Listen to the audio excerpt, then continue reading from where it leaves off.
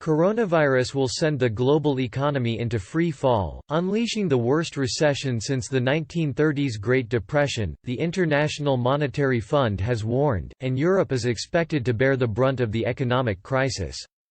Global economic growth will turn sharply negative in 2020, with 170 of the IMF's 189 members experiencing a drop in their GDP, according to IMF chief Kristalina Georgieva.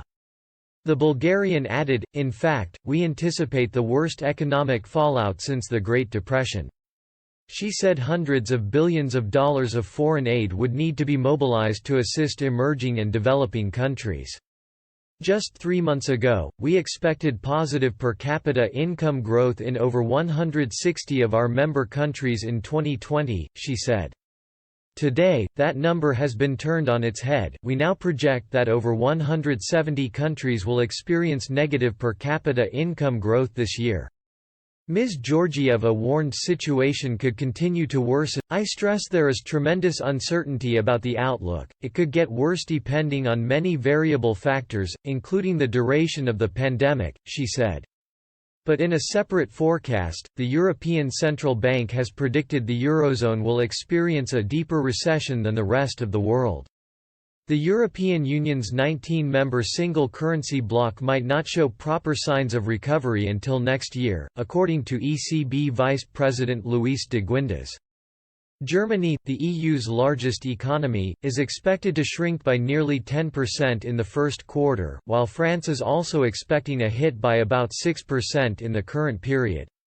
Mr. Guindos said, "In the euro area, the most likely scenario is that we will see some signs of growth starting in the third quarter, but we will have to wait until 2021 to see a genuine recovery in economic activity.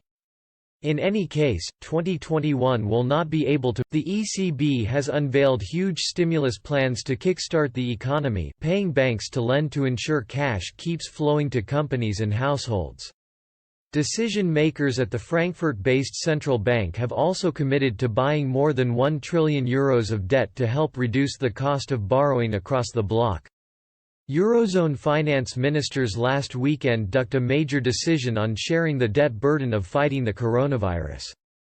They, however, agreed more minor plans for an EU package to soften the pandemic's economic impact.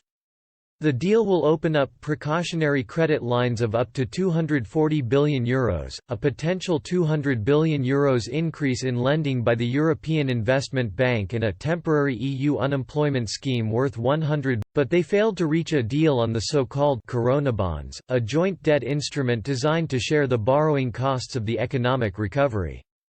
The Eurozone committed the EU to fund what would be a temporary, targeted and commensurate with the extraordinary costs of the crisis and help spread them over time through financing, a joint text said.